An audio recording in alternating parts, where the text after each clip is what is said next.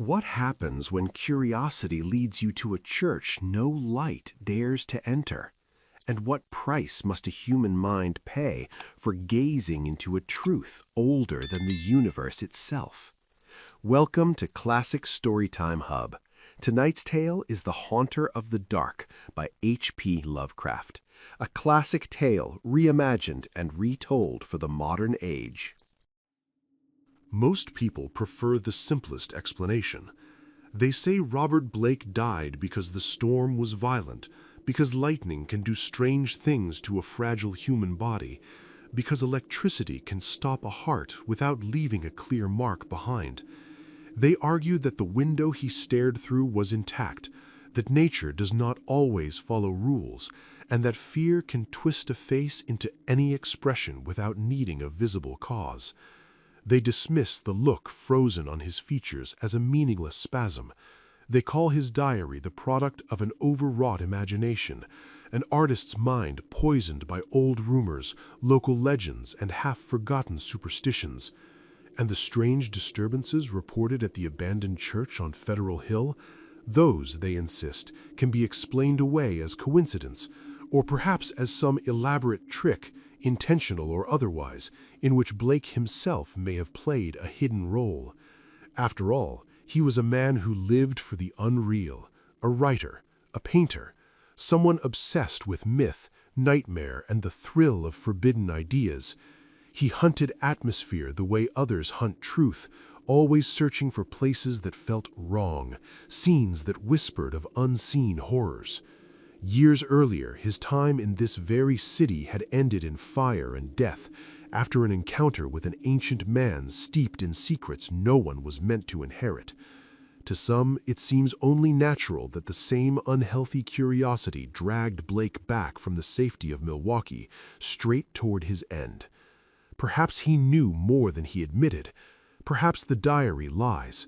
Perhaps his death cut short a grand deception, one that might have lived only on the printed page. And yet, not everyone is satisfied with these neat explanations. Those who studied the evidence more closely, who aligned dates, names, and records, found cracks in the rational story. They noticed that the church documents were authentic, that the starry wisdom sect, feared and shunned, undeniably existed before 1877, that a journalist named Edwin M. Lillibridge vanished without a trace in 1893 after asking the wrong questions. And above all, they could not forget Blake's face. The terror etched there was not ordinary fear. It was not the fear of thunder or pain or death. It was the look of someone who had seen something impossible, something that did not belong in the light of this world. One of the true believers went further than the rest.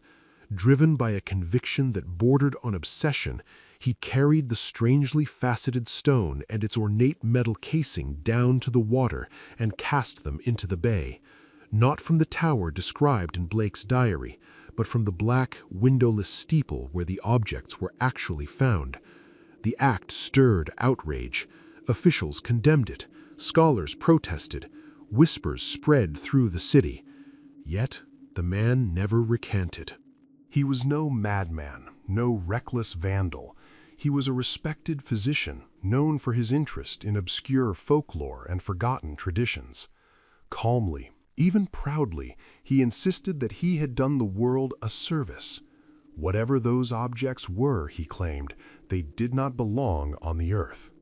Some things, once uncovered, are too dangerous to preserve. Between these opposing views, no verdict is offered. The newspapers presented the facts with clinical detachment, stripping the story of wonder and leaving readers with nothing but plausible explanations. What remained, the vision Blake recorded, the world as he experienced it, or imagined it, or deliberately constructed, was left to others to assemble. Now, with the diary laid open and examined without haste or passion, the sequence of events can be traced, not as truth, but as Blake himself perceived them. He returned to Providence in the winter of 1934. The city received him quietly. Blake took rooms on the upper floor of an old house tucked away in a grassy court off College Street, perched high on the eastern hill near the university grounds. Behind the pale stone of the John Hay Library, the neighborhood felt strangely untouched by time, a pocket of stillness where massive, contented cats sprawled across a weathered shed, basking in the weak winter sun. The house itself seemed to breathe history. Its square Georgian frame, fan-carved doorway, narrow-paned windows, and raised monitor roof spoke of an earlier century. Inside, the floors were wide and worn smooth by generations of footsteps. 6-paneled doors opened onto rooms warmed by white mantles from the Adam period. A curved colonial staircase wound upward, while a set of rear chambers rested a few steps lower, as though sinking gently into the past. Blake claimed the large southwest room as his study. From one side, he could see the front garden enclosed in quiet green. From the west-facing windows, one of which stood directly before his writing desk, the city unfolded below him. Roofs stretched outward like a tide of stone and slate, glowing beneath sunsets that burned with unnatural color. Beyond the city, far at the edge of sight, the countryside rose in muted purples, dissolving into distance. It was a view that invited contemplation, and perhaps something darker. Beyond the city, nearly 2 miles away, something else rose into view. Federal Hill. It did not stand like an ordinary neighborhood. From Blake's window, it appeared as a ghostly swell on the horizon, an unnatural mound crowded with roofs and spires whose shapes never seemed quite fixed. Smoke from the city drifted upward and tangled around them, warping their outlines, reshaping them into silhouettes that felt less architectural and more imagined. Blake often felt as though he were staring into a place that did not fully exist, a fragile world, a dream suspended in the air, something that might dissolve the instant he tried to reach it. Once settled in, he sent away for most of his books, then filled the house with carefully chosen antique furniture that seemed to belong to the rooms. He lived alone, cooked for himself, cleaned his own floors. The quiet suited him. Writing and painting became his entire routine, uninterrupted and obsessive. His studio occupied a small attic chamber to the north, where the glass panes of the monitor roof poured down a clean, steady light. That first winter proved unusually productive. Words came easily. Images followed. By spring, he had completed 5 short stories that would later become his most recognized works, and 7 paintings that no gallery ever truly understood. The canvases showed things without names, creatures that were not merely monstrous, but wrong, landscapes that felt distant not in space, but in reality, places no human had ever walked, beneath skies no human sky had ever known. At sunset, Blake often returned to his desk and watched the west sink slowly into shadow. Below him rose the dark mass of Memorial Hall, beyond it the courthouse belfry, farther still the clustered towers of downtown Providence, and always, looming faintly in the distance, that spire-crowned hill shimmering through smoke and fading light, its tangled streets and crooked gables tugging relentlessly at his imagination. From the few acquaintances he made, Blake learned that Federal Hill was now a heavily Italian quarter, though much of it rested on the bones of older neighborhoods, Yankee and Irish lives layered beneath newer ones. The knowledge changed nothing. The hill remained unreachable, distant and unsettling. Sometimes he lifted a pair of field glasses to his eyes. Through the lenses, individual rooftops emerged, chimneys, steeples, narrow streets hinted at but never fully revealed. Blake would linger there, imagining what secrets might be hidden behind those walls, what strange histories, what forgotten rituals, what quiet horrors might be unfolding beyond the smoke. Even magnified, Federal Hill felt unreal, half legend, half hallucination, a place more closely connected to the worlds of Blake's stories and paintings than to the waking city around him. The sensation did not fade when the hill finally dissolved into violet dusk. It lingered as lights ignited across the city, the courthouse bathed in white glare, the red beacon of the Industrial Trust Tower burning against the night, transforming the familiar streets below into something distorted, theatrical, and faintly grotesque. And from his window, Blake watched, unable to look away. Among all the distant shapes rising from Federal Hill, one structure held Blake's attention longer than the rest: a church. At certain hours it emerged from the haze with unsettling clarity, and at sunset it dominated the skyline, its massive tower and narrowing steeple cutting into the burning sky like a silhouette carved from shadow itself. The building seemed to stand on higher ground than anything around it. Its darkened facade and the sharply angled northern side, roof sloping low, the upper edges of tall, pointed windows barely visible, rose above the surrounding clutter of chimneys and rooftops with unnatural authority. There was something severe about it. The stone appeared old, scarred by decades of storms and thickened by a century of smoke. Even from a distance, Blake sensed its age. The design felt transitional, an early, uncertain experiment in Gothic revival, before the style found its elegance. It still carried the rigid balance of Georgian proportions, as if caught between eras.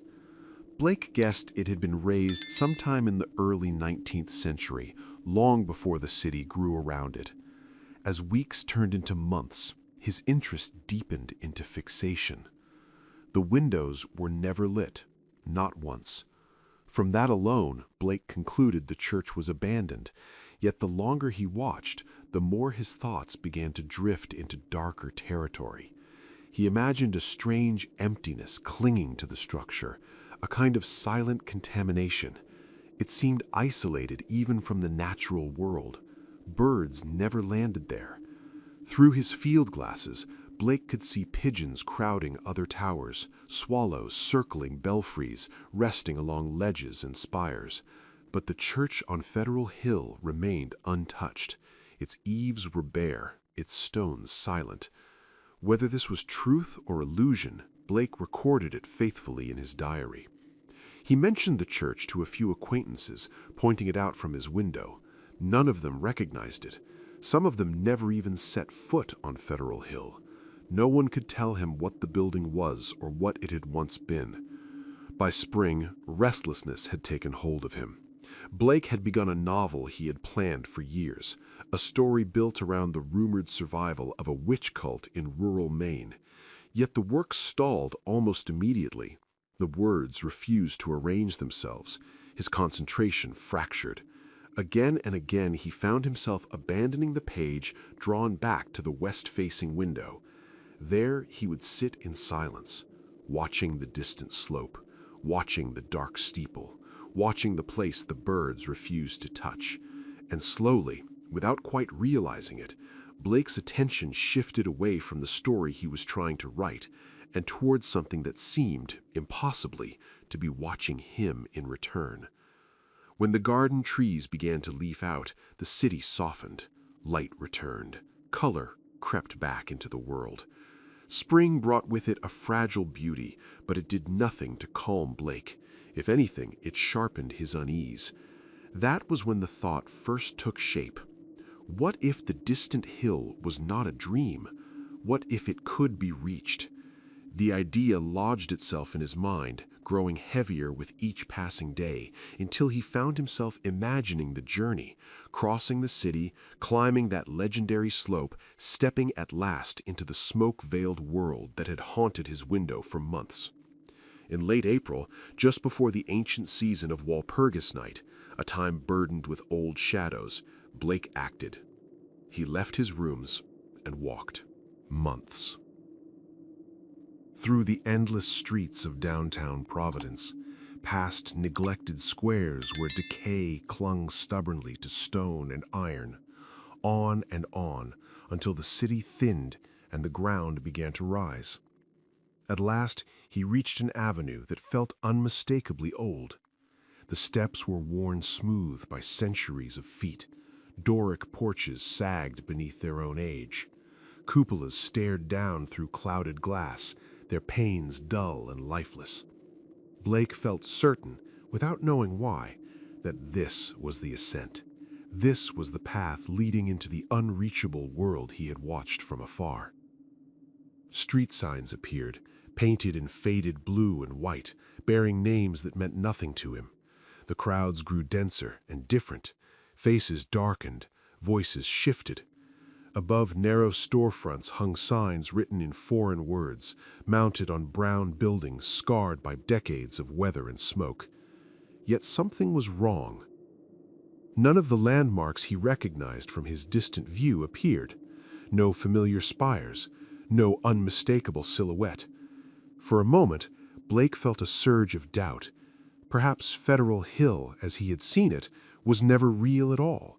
Perhaps it was a city of illusion, visible only from afar, never meant to be entered.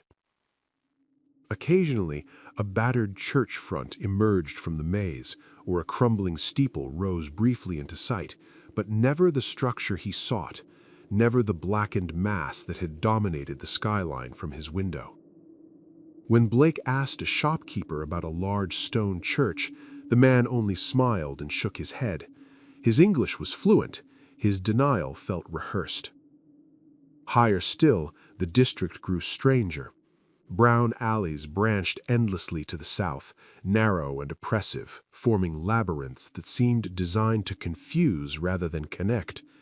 Blake crossed 2, then 3 broad avenues. Once, he thought he caught sight of a tower that stirred recognition, but it vanished almost immediately. He asked again. This time, the response was different. The merchant before him claimed ignorance, but Blake did not believe him. Fear flickered across the man's face, quickly masked, poorly concealed. As Blake turned away, he saw the shopkeeper make a brief, unfamiliar gesture with his right hand. It was not a wave, not a warning. It was a sign, and Blake felt with sudden certainty that he was no longer welcome in this part of the city. Then, abruptly, a jagged black spire tore through the gray, swirling clouds to his left, looming over the tangled maze of brown rooftops below. Blake didn't need a second glance. He knew exactly what it was. Without hesitation, he plunged into the twisting, grimy lanes that climbed upward from the avenue. Twice he lost his way in the warren of unpaved streets, but he dared not stop. Not for the old men who lounged on their doorsteps, not for the housewives who watched silently through cracked windows, not even for the children splashing through mud and shouting in the shadows. Something inside him warned him, questions could wait, but curiosity could be dangerous. Finally, the spire reappeared, sharp and unmistakable against the southwest horizon. At the end of a narrow alley, a colossal stone mass loomed, dark and immovable. He emerged into a windswept square, cobblestones uneven underfoot, bordered by a steep bank wall that separated this small plateau 6 feet above the streets below from the rest of the world. And there it stood, a towering, grim presence, enormous and silent, its purpose and identity unmistakable, even from this new vantage point. The church itself was a monument to decay. Stone buttresses had crumbled long ago. Delicate finials lay half-buried in overgrown weeds and brambles. The Gothic windows, blackened by soot, had largely survived, though many of the stone frames had fallen away. Blake wondered how the fragile painted glass could have endured, considering the mischievous habits of boys everywhere. Massive doors remained firmly shut, and the entire plateau was ringed by a rusted iron fence. Its gate, perched at the top of a short flight of steps from the square, was secured with a padlock, and the path leading up to it had been claimed by the wild. Desolation hung over the place like a living shadow. There were no birds, no wind-stirred ivy, only the oppressive stillness of stone and darkness. And within that stillness, Blake felt it, a faint, creeping sense of something sinister, something beyond reason, brushing at the edge of his perception. The square was nearly empty, shadows stretching across the uneven cobblestones. Blake spotted a lone policeman stationed at the northern end and approached, hoping for answers about the foreboding church.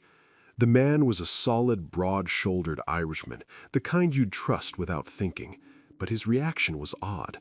He barely looked at Blake, only muttering a prayer under his breath and making the sign of the cross, insisting quietly that people never spoke of the building. Blake pressed him, sensing something lurking behind the man's unease. The officer's eyes darted nervously as he leaned closer and whispered that Italian priests long ago had warned everyone to stay away. A monstrous evil had once dwelt there, leaving marks that lingered even after its departure. He'd heard the dark whispers from his father, tales passed down from boyhood about strange sounds and vanished neighbors. There was a dangerous sect in the old days, the officer said, voice dropping lower. Outlaws who called forth things from some unknowable gulf of night.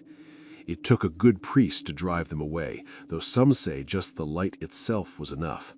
Father O'Malley could have told you more if he was still alive, but now there's nothing to be done. It harms no one today, and the old owners are dead or scattered. They ran off like rats back in '77 after people started disappearing. Someday, maybe the city will claim it for lack of heirs, but nothing good will come from touching it. Best leave it alone. Some things are meant to rest in their black abyss. After the policeman shuffled off, Blake remained, staring up at the sullen, steepled mass. A thrill ran through him, an odd satisfaction in knowing that the building seemed as menacing to others as it did to him. Were the stories true, or just myths born from its grim, oppressive presence? Either way, the tales felt alive, as if the sinister edifice itself were awakening, echoing the very stories he had once written in his own imagination. The afternoon sun broke through the retreating clouds, casting pale light across the square, but it seemed powerless against the church's blackened, soot-stained walls. The towering structure on its high plateau remained a monument to decay, utterly untouched by spring's usual green. Even the weeds in the iron-fenced yard clung to a sickly brown, lifeless and stubborn. Blake edged closer, his eyes scanning the bank wall and rusted fence for a way in.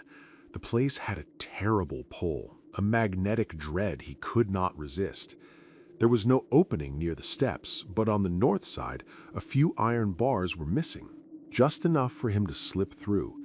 He could circle the raised platform and find the gap without drawing attention.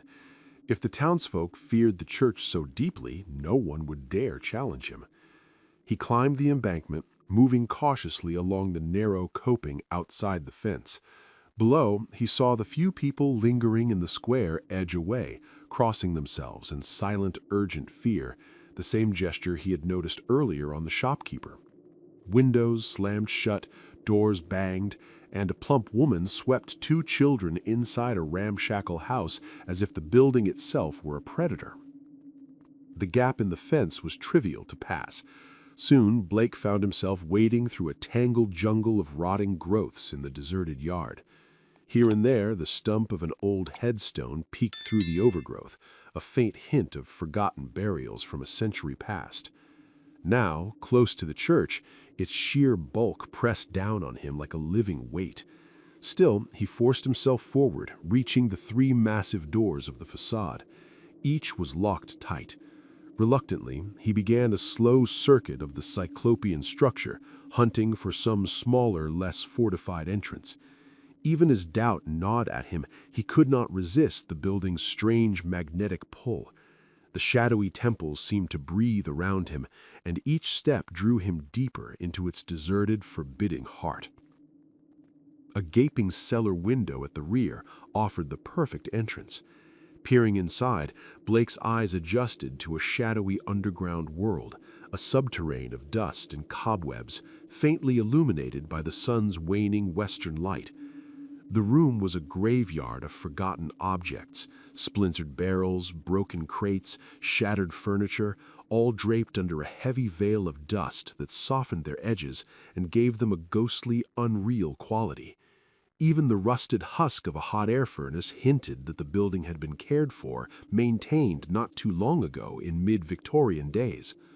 Almost without thinking, Blake slipped through the window and dropped to the dust-laden floor below. The vaulted cellar stretched vast and empty, its shadowy corners swallowing all light.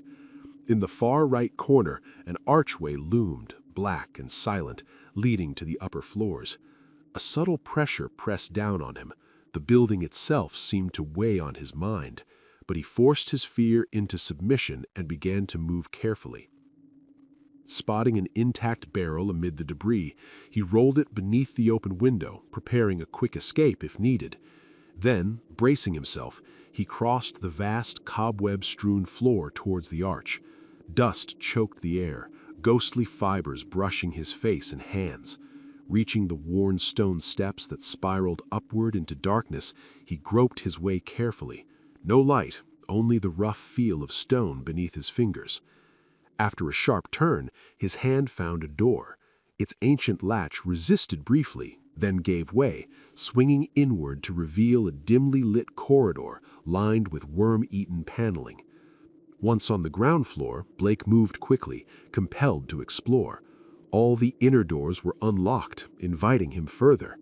The colossal nave unfolded before him like a nightmare made real, an almost eldritch cathedral frozen in time. Dust drifted in heavy swaths over the box pews, altar, hourglass pulpit, and towering sounding board. Gigantic cobwebs draped from the pointed arches, snaking around clustered Gothic columns like spectral serpents.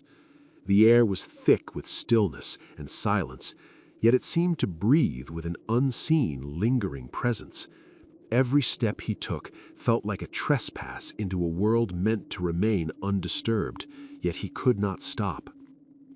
A strange leaden light draped itself over the vast hushed nave, filtering through the half-blackened panes of the apsidal windows.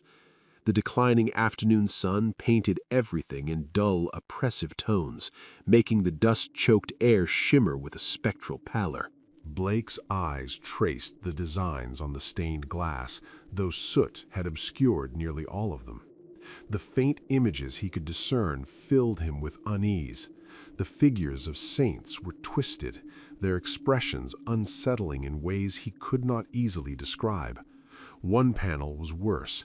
It seemed to depict only darkness, punctuated by spirals of eerie, flickering light, almost alive.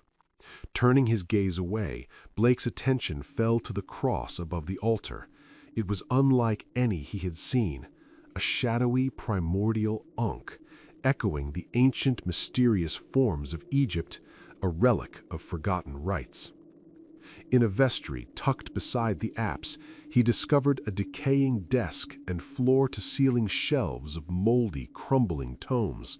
It was here the true horror struck, a cold, gripping realization that made the hairs on his neck rise. The books themselves were forbidden, unspeakable, artifacts of knowledge most sane men never imagined, let alone touched. Their titles alone whispered of dark, immemorial powers.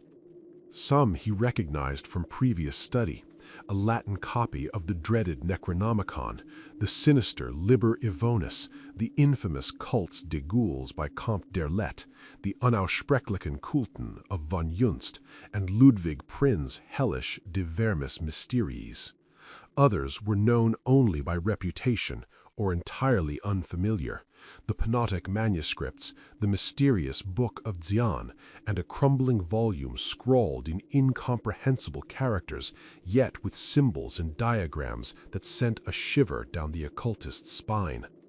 Here, amidst the decaying wood, dust, and shadows, Blake felt the oppressive weight of ages, of secrets that should never have survived, yet now loomed before him, pulsing with a silent, malevolent life. Every breath seemed heavier, every step more dangerous.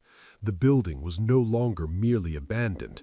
It was alive with something ancient, something waiting.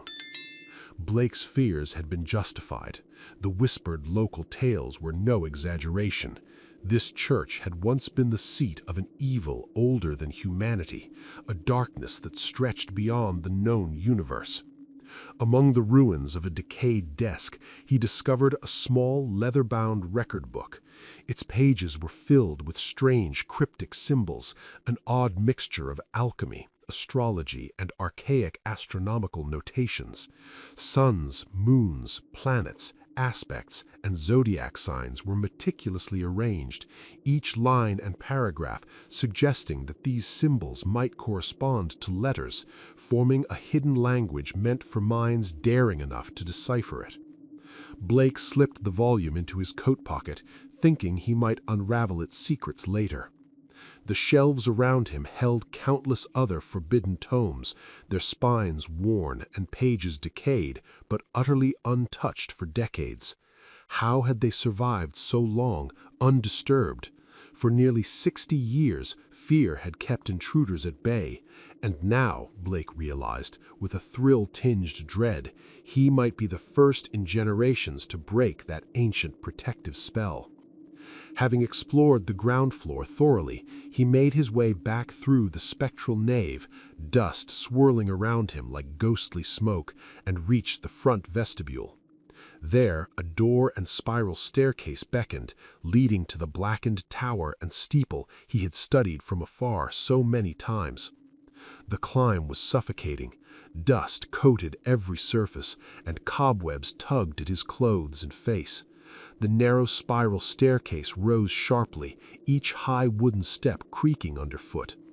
Here and there, clouded windows offered dizzying glimpses of the city below. For a moment, he expected to encounter the bells he had imagined ringing from the tower, but when he reached the summit, disappointment and unease settled over him. The tower chamber was empty of chimes. No swinging ropes, no echoing peals of metal, only a vast shadowed space clearly intended for some purpose far darker and more sinister than any he could have imagined. The air itself seemed heavy, pregnant with secrets that had waited, patient and unbroken, for someone bold or foolish enough to enter. The chamber was small, barely 15 feet square, and dimly lit by 4 narrow lancet windows, one on each side. The glass was shielded by decayed louver boards, further covered with rotted, opaque screens that let in only a feeble, ghostly light. Dust hung thick in the air, and the entire room seemed suspended in time, untouched for decades. In the center of the floor stood a strange stone pillar, roughly 4 feet high and 2 feet across, its sides carved with bizarre, crude hieroglyphs that defied any recognition or understanding. Atop the pillar rested an equally strange object, a metal box, asymmetrical in shape, its hinged lid flung open to reveal a smaller, egg-shaped or irregularly spherical object inside, partially obscured by decades of accumulated dust. 7 high-backed Gothic chairs formed a rough circle around the pillar. Along the walls, 7 colossal plaster images loomed, blackened and crumbling, resembling the cryptic megaliths of Easter Island more than anything human. In one corner, a ladder ascended to a closed trapdoor, leading up into the windowless steeple above, shrouded in shadow. As Blake's eyes adjusted to the dim light, he noticed the intricate bas-reliefs on the peculiar yellowish metal box.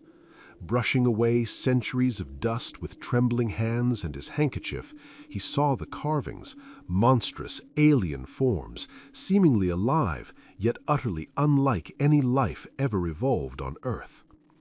The small sphere revealed itself as something far stranger, a dark red striated polyhedron with irregular flat surfaces, either an extraordinary crystal or an artificial object of carved, highly polished mineral. Suspended in the box by a metal band and supported by 7 strange horizontal brackets, it hovered just above the bottom, almost as if it had a life of its own. Blake felt an almost magnetic pull toward it, a fascination tinged with alarm. The object seemed to hum with some unseen energy, its mere presence bending the air of the chamber around him. For the first time he realized that this was no ordinary relic. It was something alive, or at least imbued with a life utterly alien, a fragment of a universe he was never meant to witness. Blake could hardly tear his gaze away from the dark, glistening polyhedron. Its surfaces shimmered strangely, and for a fleeting moment he almost believed it was transparent. Inside, half-formed worlds spun, alien landscapes that no human eye had ever seen. Pictures rose unbidden in his mind. Vast stone towers perched on distant orbs, Titan mountains rising from barren, lifeless spheres, and remoter regions where only faint shifting darkness hinted at some lurking consciousness, some incomprehensible will. When he finally turned his eyes away, something in the far corner of the chamber caught his attention. A small, oddly shaped mound of dust near the ladder leading to the steeple. He couldn't say why it compelled him, but its contours sent a strange message to the depths of his unconscious mind. Pushing through hanging cobwebs, he approached it cautiously. What he uncovered made him gasp, a cocktail of horror, fascination, and disbelief. It was a human skeleton, long decayed. The remnants of clothing suggested a man in a gray suit, shredded but still identifiable by buttons and scraps of fabric. Scattered nearby were shoes, metal clasps, large cuff buttons, a long-forgotten stick pin, a reporter's badge marked Providence telegram, and a crumbling leather pocketbook. Blake opened the pocketbook with trembling hands. Inside lay antiquated bills, a celluloid advertising calendar dated 1893, some calling cards bearing the name Edwin M. Lillibridge, and a sheet of penciled memoranda. He bent over the dim western window to read the fragile paper. Its text was fragmented, cryptic, but revealing enough to chill him. Prof. Enoch Bowen, home from Egypt, May 1844, buys old Free Will Church in July. His archaeological work and studies in occult well known. Dr. Drone, a Fourth Baptist, warns against starry wisdom in sermon December 29, 1844. The notes hinted at a hidden history, one of secret rites, forbidden knowledge, and a lineage of danger reaching far into the past. The chamber no longer felt merely abandoned. It felt watched, alive with echoes of events too terrible to fully comprehend.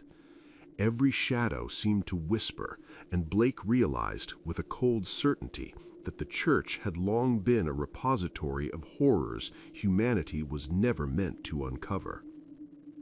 Blake's eyes scanned the penciled notes, each line a fragment of a dark and terrible history, a timeline of horrors meticulously recorded by some long-forgotten hand. The entries hinted at the creeping spread of an occult terror. By the end of 1845, the congregation numbered 97.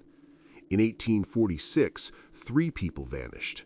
The first mentions of the shining trapezedron appear. By 1848, 7 more disappeared. Rumors of blood sacrifice began to circulate. An 1853 investigation revealed nothing, though strange sounds were reported. Father O'Malley spoke of devil worship connected to a mysterious box discovered in Egyptian ruins. He claimed it called forth something that could not exist in light, something that fled from even the faintest illumination, only to be summoned again later. His knowledge likely came from the deathbed confession of Francis X. Feeney, who had joined the secretive Starry Wisdom cult in 1849. According to the notes, the shining trapezedron showed its followers visions of heaven and alien worlds, and the haunter of the dark whispered secrets to them through it. In 1857, Orrin B. Eddy recorded that cultists gazed at the crystal to invoke the being, speaking in a secret language all their own. By 1863, the congregation had swelled to over 200, not counting the men away at the front. Irish boys rioted at the church in 1869 after Patrick Regan disappeared. A veiled article appeared in the Journal on March 14, 1872, but the townspeople refused to speak of it. 6 more disappearances occurred in 1876. A secret committee appealed to Mayor Doyle. Action was promised in February 1877, and by April, the church closed. That same year, a gang known as the Federal Hill Boys threatened local clergy and vestrymen. By the end of 1877, 181 residents had fled the city, names unrecorded. Ghost stories began circulating around 1880. Residents attempted to confirm the chilling claim that no human had entered the church since its closure. Among the records was a curious request, a photograph of the church taken in 1851 to be obtained from Lanigan. As Blake read, a chill sank into his bones. Each entry was more than a historical note. It was a record of dread, a trail of vanishings, rituals, and unspeakable secrets. The timeline revealed a pattern. The church had been a magnet for forces utterly beyond human understanding, and the haunter of the dark, whatever it was, had been waiting, patient, for decades. The room seemed to grow darker around him, the shadows lengthening as though reacting to his knowledge. The cryptic notes were not merely words on paper, they were an invitation, a warning, and a challenge all at once. Blake realized with a dawning terror that he had crossed the threshold into a history of evil far older and vaster than any he had imagined. Blake slid the fragile sheet back into the pocketbook and tucked it safely into his coat. Slowly, he turned his gaze downward, facing the skeleton sprawled in the dust. The implications of the cryptic notes pressed upon him with terrible clarity. This man had entered the abandoned edifice 42 years earlier, chasing a story no other journalist had dared pursue. Had he confided his plan to anyone? No one could say, but he had never returned to his paper. Had some hidden terror seized him, striking him down in a sudden, inexplicable collapse? Blake stooped closer, inspecting the bones with a mix of fascination and dread. Many were scattered haphazardly, while others seemed to dissolve at their edges.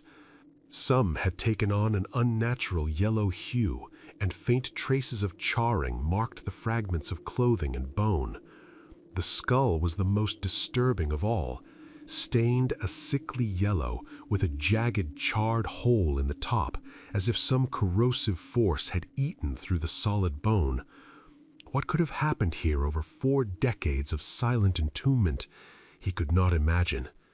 Before he realized it, his attention was once again drawn to the mysterious stone.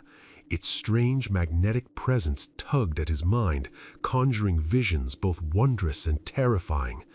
Processions of hooded, robed figures paraded before him, shapes that were vaguely alive yet utterly alien, their outlines defying human comprehension. Endless deserts stretched into infinity, lined with monoliths carved skyward in impossible geometries. Towering fortresses and walls extended into nighted depths beneath oceans, while spiraling vortices of space swirled with wisps of black mist, occasionally lit by faint, cold purple glimmers. Beyond all else, he glimpsed an abyss of infinite darkness.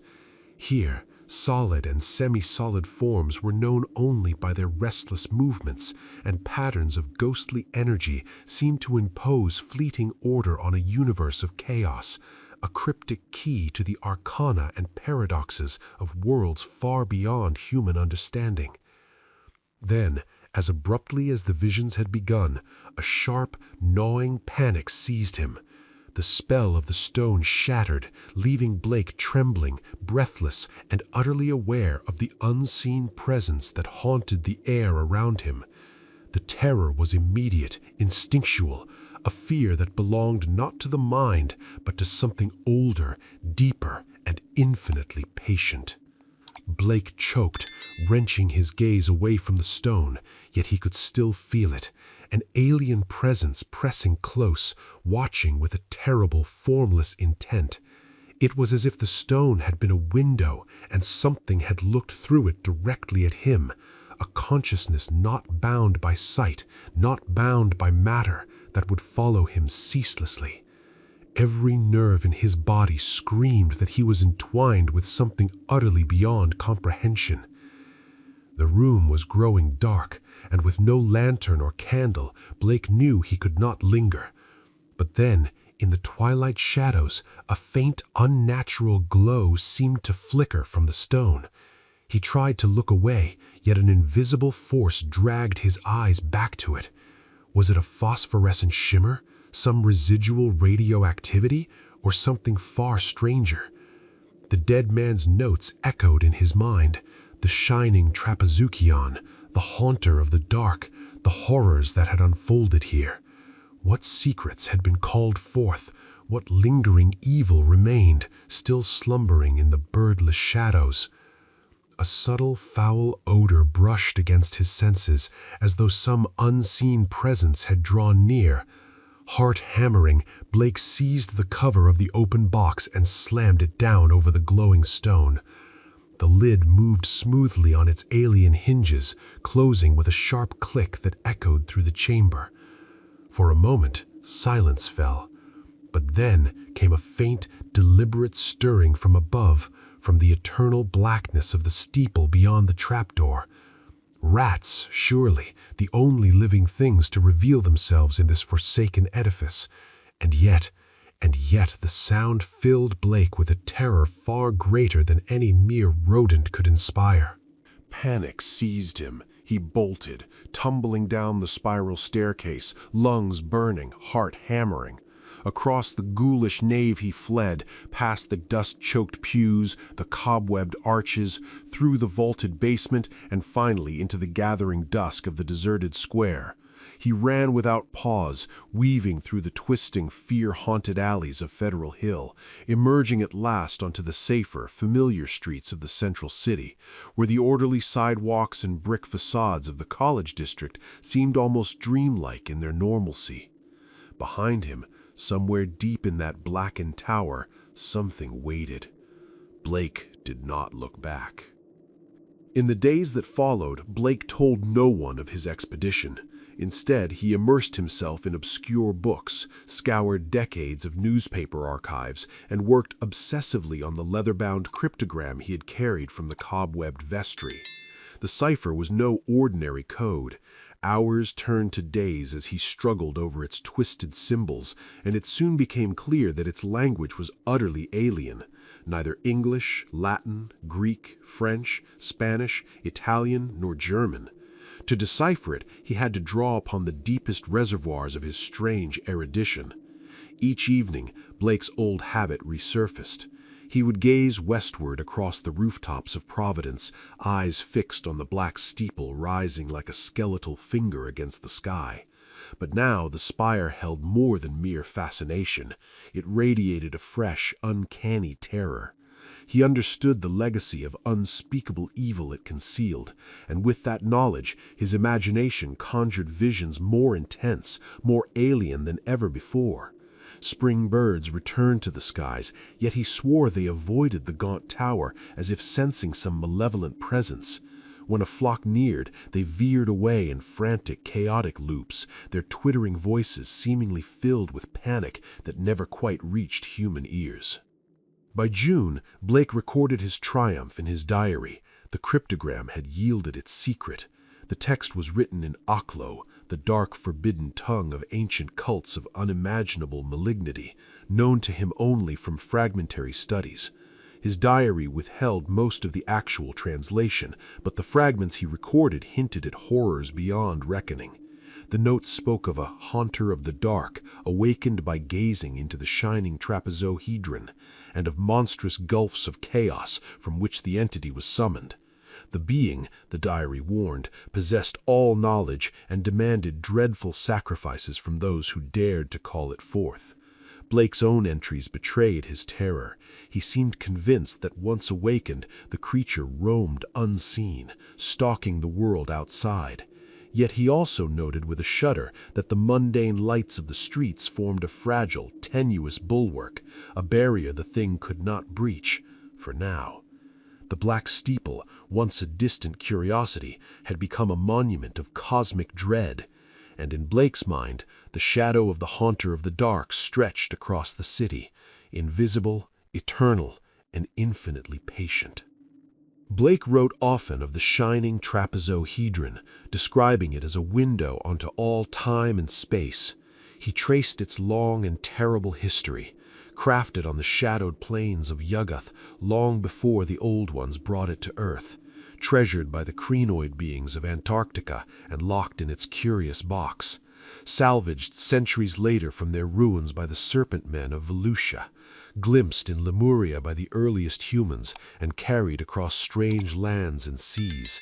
It sank with Atlantis, only to be netted by a Minoan fisherman and sold to dark merchants from nighted Chem. The pharaoh Nephren-Ka built a temple around it, sealing it in a windowless crypt and performing acts so unspeakable that his name was stricken from all monuments and records.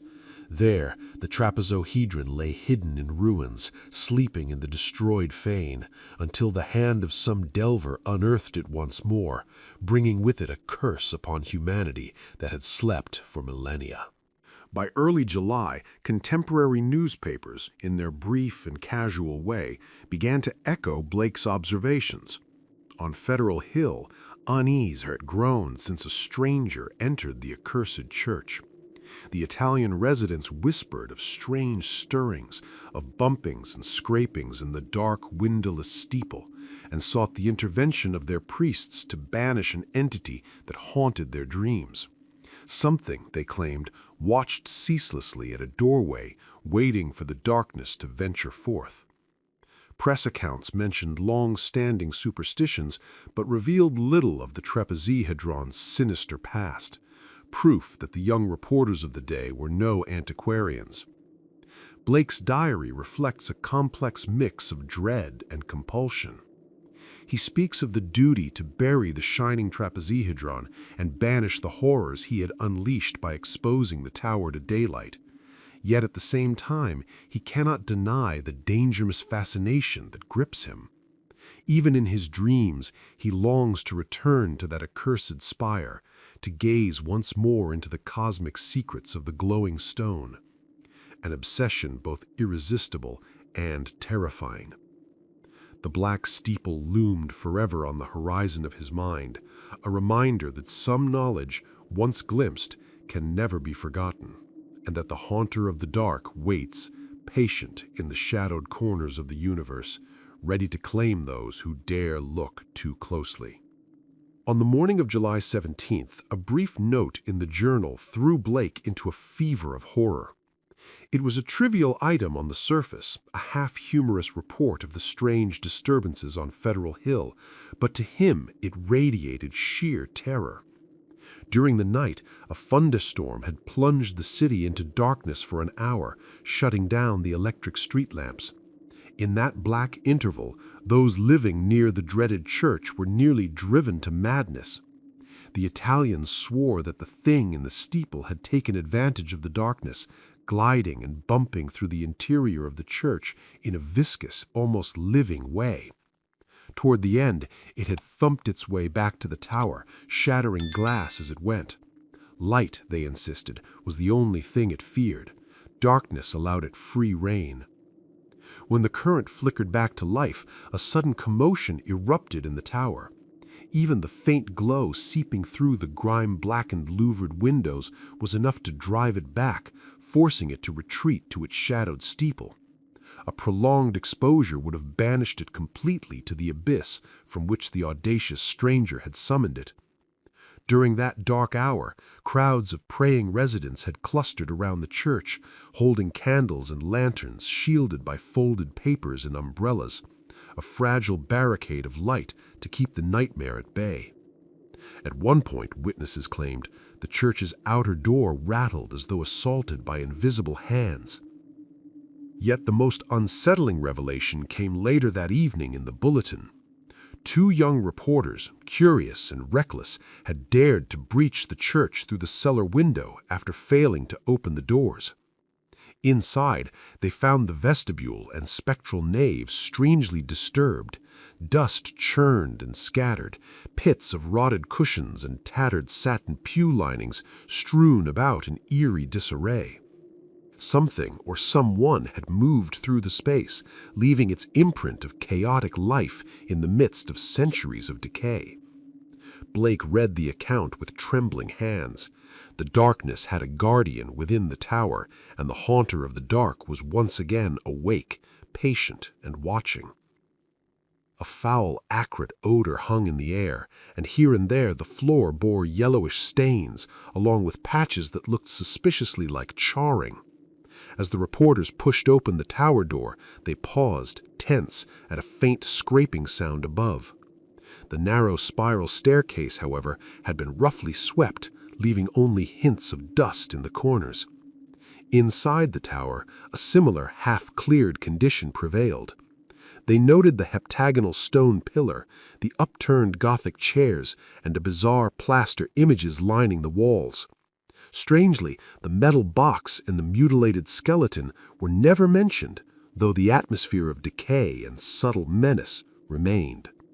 What most unnerved Blake, beyond the stains, the faint burn marks, and the lingering stench, was the final clue explaining the earlier crash of glass. Every lancet window in the tower had been smashed, and 2 of them crudely patched with bits of satin pew linings and horsehair jammed between the slanted exterior louver boards. Fragments of satin and bundles of horsehair littered the floor, as if someone had been interrupted while trying to restore the tower to the complete, oppressive blackness it had worn for decades. Yellowed stains and scorched patches appeared even on the ladder leading to the windowless spire. When one of the reporters climbed it, opened the horizontally sliding trapdoor, and shone a weak flashlight into the cramped, fetid chamber above, he found only darkness and a chaotic litter of shapeless debris scattered near the aperture. The official verdict, naturally, was charlatanry. Someone had played a trick on the superstitious residents of Federal Hill, or perhaps a fanatic had sought to reinforce their fears for some unknown reason. Maybe it was even an elaborate prank staged by the younger, more sophisticated townsfolk. The aftermath was quietly comical. When the police sent an officer to verify the reports, 3 men in succession found ways to avoid the duty, and the 4th went reluctantly, returning quickly with nothing more than the same strange, inconclusive observations already noted by the reporters. Yet for Blake, knowing the truths that the townsfolk could not see, the hoax held no humor at all.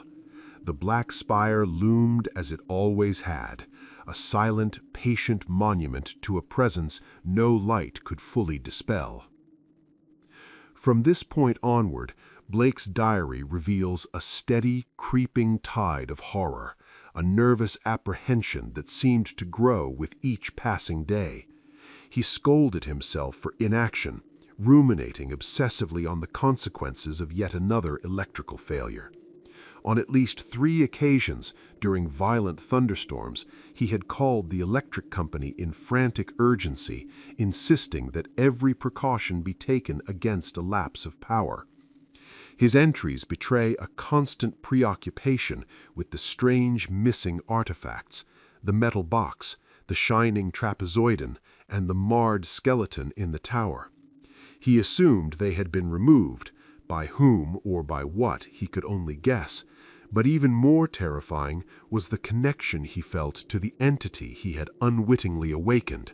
A subtle, unholy rapport tugged at his mind, a mental link to the monstrous presence in the distant steeple, a thing of ultimate darkness summoned from the infinite voids beyond. Callers from this period later recalled Blake sitting for hours at his desk, staring blankly out the west window toward the spire-bristling mound beyond the smoke and roofs of the city. His diary records a litany of nightmares, each one strengthening that psychic connection. On one occasion, he awoke fully dressed, moving automatically down College Hill toward the west, compelled by forces he could neither resist nor fully understand. Over and over he emphasized the same chilling fact: the thing in the steeple knew where to find him. The week following July 30th marked Blake's partial collapse. He ceased dressing, ordering his meals by telephone, and those who visited noted the cords he kept at his bedside. Each night he bound his ankles tightly, claiming the knots might hold him if he sleepwalked, or at least wake him from the compulsion. His diary recounts the episode that precipitated this breakdown. On the night of the 30th, after retiring, he suddenly found himself groping blindly in near total darkness, as if the walls and floors had dissolved around him. His body moved without conscious direction, responding to some unseen pull, and his mind trembled under the weight of a cosmic horror that had transcended the boundary between thought and reality. All around him, the darkness was thick, pierced only by short, faint streaks of bluish light. The air was heavy with a rank, almost tangible stench, and above him came a jumble of furtive, whispering sounds. Every step was a hazard. He stumbled over unseen obstacles, and each noise seemed answered by a cautious rustling from somewhere overhead, the sliding of old wood on wood. At one moment, his hands struck a stone pillar with a hollow top.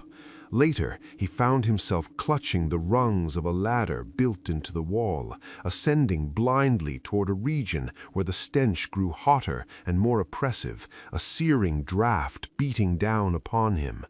All around, his mind played a kaleidoscope of phantasms, visions dissolving into a yawning abyss of utter blackness, where suns and worlds spun in a void darker than any night. Legends of ultimate chaos rose unbidden before him.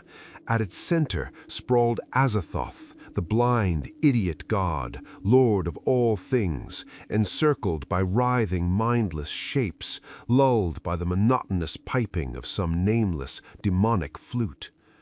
Suddenly, a sharp sound from the outer world pierced his stupor. He never knew its source, perhaps a belated firework echoing across Federal Hill, celebrating some distant saint. Whatever it was, it sent him into a scream of pure terror. He dropped frantically from the ladder and scrambled blindly across the obstructed, almost lightless floor. Then instinct took over. He plunged recklessly down the narrow spiral staircase, tripping and bruising himself at every turn.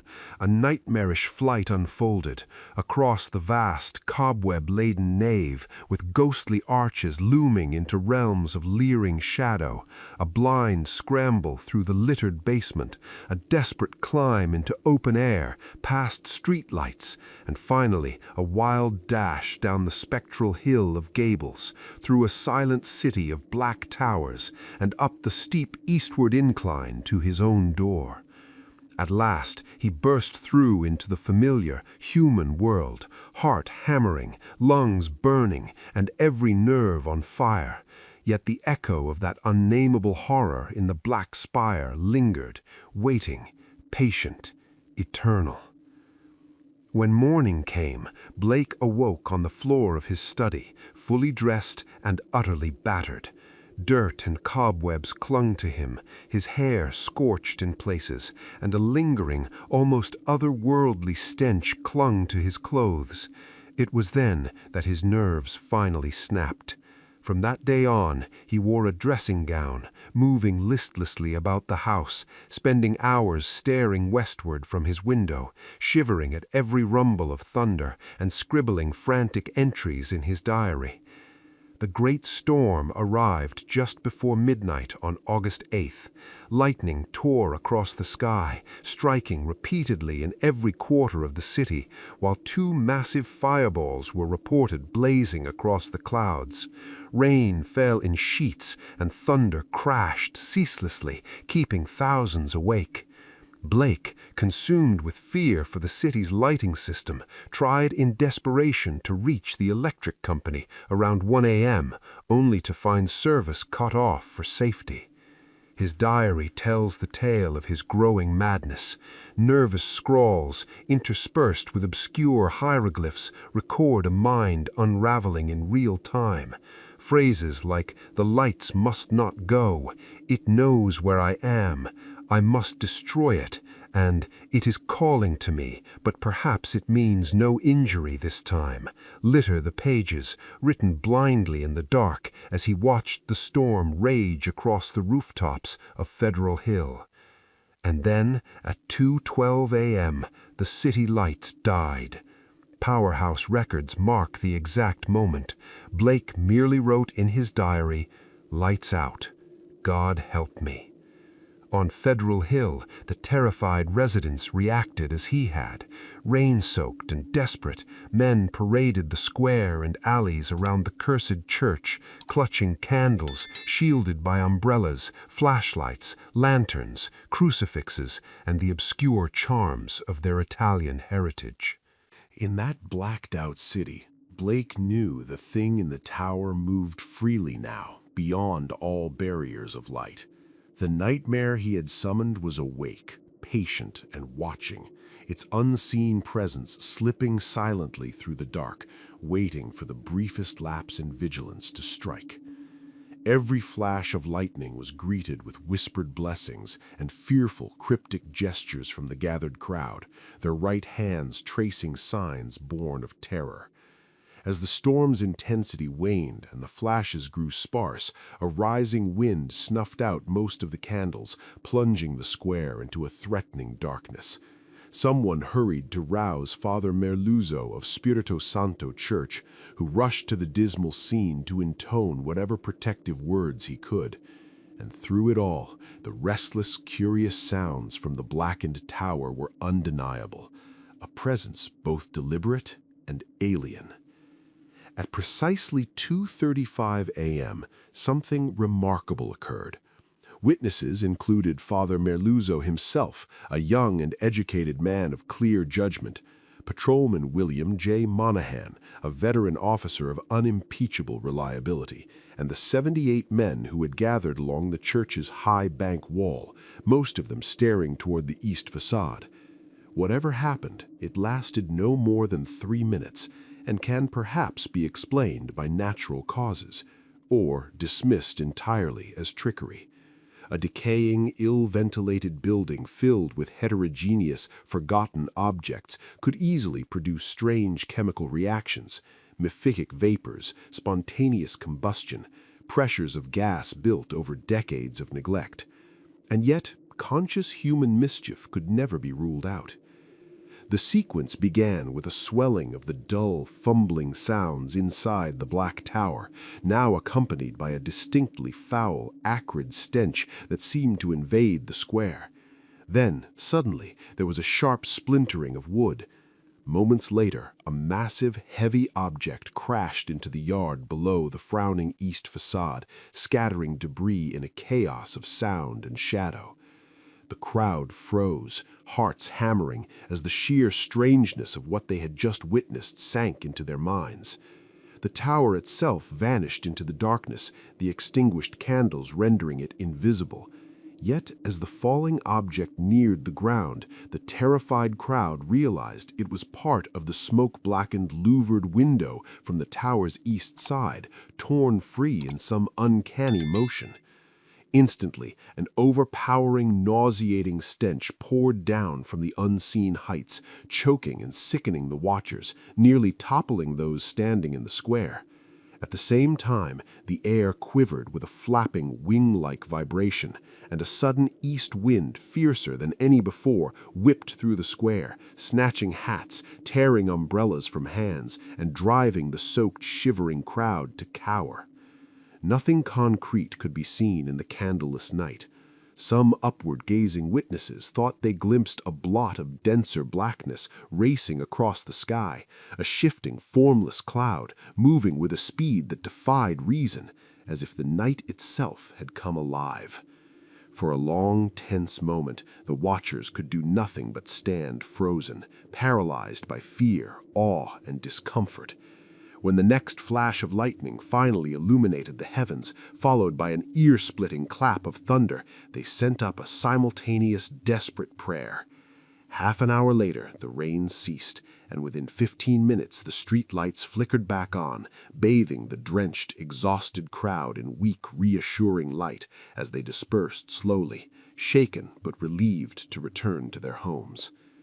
The newspapers mentioned the events only in passing, tucked amid routine storm reports, yet the massive flash of lightning and the deafening explosion that had followed the tower incident were even more remarkable farther east, where the singular foul stench was also noticed. On College Hill, the phenomenon roused every sleeping resident, leaving them bewildered and whispering, unsure what truly occurred.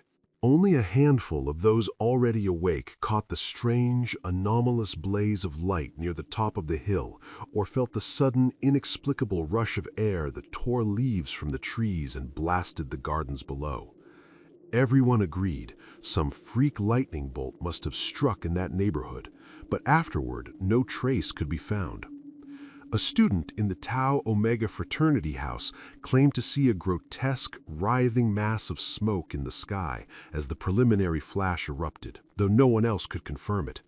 Still, all witnesses agreed on the violent gusts from the west, the overwhelming, almost unbearable stench, and the burned, acrid smell that lingered immediately after the final flash. These strange phenomena gained new significance when the death of Robert Blake was considered. Students at the Pi Delta house, whose upper rear windows faced Blake's study, reported seeing a blurred, white face at his west window on the morning of the 9th, fixed in an expression of unspeakable terror. By evening, it remained there, and worry grew. They rang his bell, then finally called the police to force entry into his darkened flat. Inside, Blake's body sat rigidly upright at his desk. His glassy, bulging eyes and the contorted marks of stark, convulsive fear on his face sickened the intruders. Later, the coroner's physician examined the scene. Though the window was unbroken, the official verdict attributed Blake's death to electrical shock or extreme nervous tension induced by some mysterious discharge. The grotesque expression, the doctor noted clinically, was likely the result of the profound horror experienced by a man of unusually vivid imagination and delicate nerves. The official coroner's report attributed Robert Blake's strange death to electrical shock, citing nervous exhaustion as a possible cause linked to his psychological instability. However, investigators who examined his last frantic entries and the disturbing contents of his apartment, books on forbidden knowledge, paintings depicting dark landscapes, and cryptic manuscripts, soon suspected something far more sinister. Blake had written feverishly until his final moments, clutching his broken pencil with a spasmodically contracted hand. His last diary entries, though fragmented, hinted at the unfathomable terror consuming him in his final hours.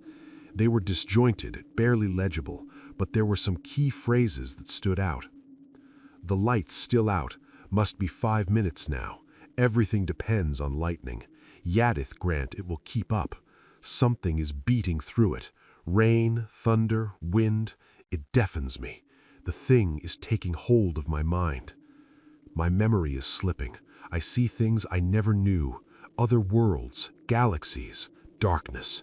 The lightning is dark, and the darkness is light. It cannot be the real hill, the real church. Must be a retinal impression from the flashes. Heaven grant the Italians are still out with their candles if the lightning stops. What am I afraid of? Is it Nyarlathotep, the form of man in ancient Chem? I remember Yugoth, Shagai, the ultimate void of the black planets.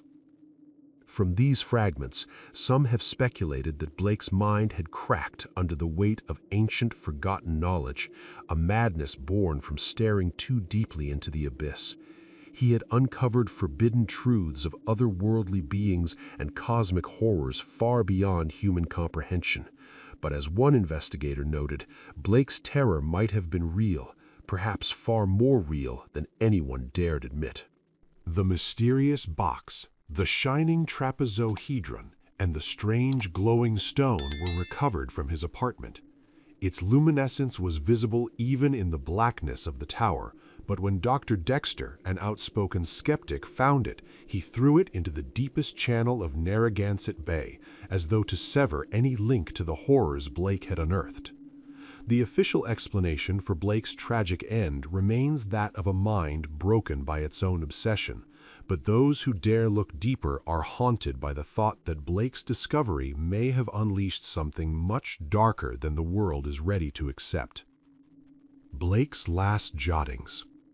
The long, winging flight through the void cannot cross the universe of light, recreated by the thoughts caught in the shining trapezohedron, send it through the horrible abysses of radiance. My name is Blake, Robert Harrison Blake, 620 East Knapp Street, Milwaukee, Wisconsin. I am on this planet. His mind unraveling, his thoughts disjointed. Azathoth, have mercy. The lightning no longer flashes. Horrible. I can see everything with a monstrous sense that is not sight. Light is dark, and dark is light. Those people on the hill. Guard, candles, and charms, their priests. Reality warps as if the universe itself is twisting and distorting under his perception. Sense of distance gone. Far is near, and near is far. No light, no glass. See that steeple, that tower, window. Can hear Roderick Usher. Am I mad or going mad? The thing is stirring and fumbling in the tower. I am it, and it is I. I want to get out, must get out and unify the forces. It knows where I am. The terror takes a darker turn, as Blake's sense of self is consumed by the terror he's unleashed. I am Robert Blake, but I see the tower in the dark. There is a monstrous odor, senses transfigured, the boarding at that tower window cracking and giving way. Ia, Nai, Yig. The words become incoherent, like an ancient chant slipping into madness. Blake can no longer distinguish himself from the otherworldly horror he's touched. I see it, coming here. Hellwind, Titan blur, black wings. Yog-Sothoth, save me. The three-lobed burning eye. His final desperate plea. Yog-Sothoth, save me. And thus the story ended. If you liked this journey into the worlds of classic literature, do not forget to support us by subscribing so we can tell you more. And hey, if there's a classic tale you'd love to hear told in this suspenseful style, drop its name in the comments below. Your suggestion might be our next chilling adventure.